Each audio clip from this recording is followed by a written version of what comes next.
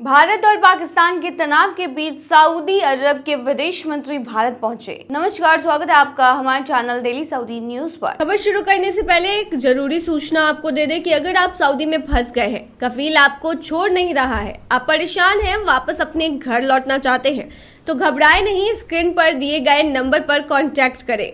इनका नाम अहमद अली है। ये आपको कानूनी प्रक्रियाओं के तहत महज 3 से 4 दिन के अंदर ही खरूज लगाकर सऊदी से फाइनल एग्जिट कराकर आपको सही सलामत अपने देश पहुंचा देंगे। भारत पाकिस्तान के बीच चल रहे तनाव के बीच कूटनीतिक गतिविधियां तेज हो गई है। एक तरफ भारतीय सेना ने पाकिस्तान के आतंकी ठिकानों पर बड़ी कार्रवाई की है, वहीं दूसरी तरफ सऊदी अरब के विदेश राज्य मंत्री अदेल अल जुबैर अचानक भारत दौरे पर पहुंच गए। हालांकि रिपोर्ट्स के अनुसार यह दौरा पहले से तय था, लेकिन मौजूदा हालात को देखते हुए इस दौरे को काफी अहम माना जा रहा है। सऊदी मंत्री ने नई दिल्ली में भारत के विदेश मंत्री एस जयशंकर से मुलाकात की। इस मुलाकात को लेकर जयशंकर ने सोशल मीडिया प्लेटफॉर्म एक्स पर जानकारी शेयर करते हुए लिखा कि आज सुबह सऊदी अरब के विदेश राज्य मंत्री अदेल अल जुबैर के साथ एक अच्छी बैठक हुई। आतंकवाद का दृढ़ता से मुकाबला करने को लेकर भारत की सोच साझा की। इस बैठक को भारत की आतंकवाद विरोधी नीति और अंतर्राष्ट्रीय समर्थन के लिहाज से एक महत्वपूर्ण कदम माना जा रहा है। उधर बुधवार को भारतीय सेना ने पाकिस्तान में आतंकवादियों के 9 ठिकानों पर मिसाइलें हमले किए, जिसमें 100 से अधिक आतंकियों के मारे जाने की पुष्टि हुई है। इस हमले में आतंकी संगठन जैसे मोहम्मद के सरगना मसूद अजहर के परिवार के 10 सदस्य भी मारे गए हैं। मसूद अजहर ने इस हमले के बाद एक बयान जारी करते हुए गहरा दुख जताया और भारत को धमकी दी। इसके बाद पाकिस्तान ने सीमा पर फायरिंग और सेलिंग तेज कर दी है और कई बार निर्दोष भारतीय नागरिकों को भी निशाना बनाया गया है। इस बीच इजराइल से भी भारत को मजबूत समर्थन मिला है। भारत में इजराइल के राजदूत रिवेन अजार ने एक्स पर लिखा कि इजराइल भारत के आत्मरक्षा के अधिकार का समर्थन करता है। आतंकवादियों को ये समझ लेना चाहिए कि निर्दोष नागरिकों के खिलाफ उनके जघन्य अपराधों के लिए अब उनके पास कहीं छिपने की जगह नहीं होगी। इसके अलावा भारत में मौजूद इजरायली दूतावास ने भी एक बयान जारी किया है, जिसमें कहा गया है कि भारत आतंकवाद के प्रति शून्य सहिष्णुता रखता है।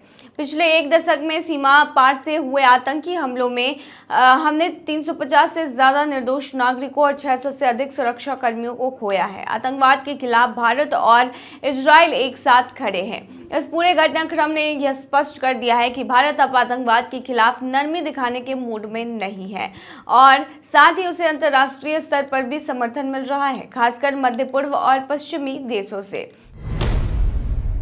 256 किलोमीटर की दूरी नहीं है एक भी मोड़, ऐसी सड़क जिस पर दुनिया का हर ड्राइवर एक बार करना चाहता है ड्राइव। खबर शुरू करने से पहले जरूरी जानकारी आपको दे दें कि अगर आप सऊदी में फंस गए हैं, वहां पर नियोक्ता आपको छोड़ नहीं रहा है, आप अपने देश वापस लौटना चाहते हैं, तो ऐसे में आपको पता नहीं है कि आप क्या करें, तो बता दें कि आप घबराएं नहीं। नीचे दिए हुए कांटेक्ट नंबर पे आप कांटेक्ट कर सकते हैं। वहां से आपको जो जरूरी हेल्प है वो मिल जाएगी। कानूनी प्रक्रियाओं के तहत सारी कार्रवाई करके आपको महज 3 से 4 दिन के अंदर खरूज लगाकर वापस अपने देश सही सलामत पहुंचा दिया जाएगा। तो दिए गए नंबर पर आप संपर्क कर सकते हैं। हम बात कर रहे हैं सऊदी अरब के हाईवे 10 की। ये एक ऐसी सड़क है जो इतनी सीधी है कि यह आधुनिक इंजीनियरिंग के लिए चमत्कार बन गई है। साथ ही इस सड़क के नाम एक अनोखे विश्व रिकॉर्ड भी दर्ज है।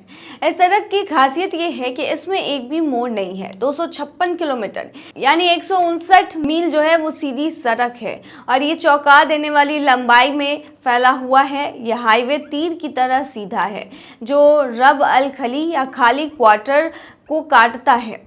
ये दुनिया में सबसे बड़ा रेत का रेगिस्तान है। सऊदी अरब में मौजूद इस सड़क को आधिकारिक तौर पर गिनीज वर्ल्ड रिकॉर्ड्स द्वारा दुनिया की सबसे लंबी सीधी सड़क के रूप में मान्यता मिली हुई है, जिसने पिछले रिकॉर्ड होल्डर ऑस्ट्रेलिया के आयर हाईवे को पीछे छोड़ दिया है। ये सड़क 146 किलोमीटर तक सीधा है।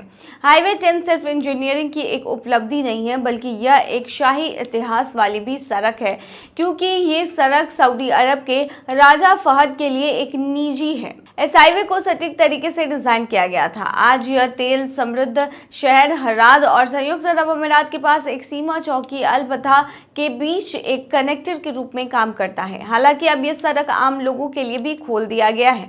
मुसाफिरों के लिए सड़क काफी चुनौतीपूर्ण है। यहाँ की रेगिस्तान वातावरण और दोनों तरफ टीलों और रेत के मैदानों से घिरी यह सड़क एक शानदार ड्राइविंग अनुभव प्रदान करती है।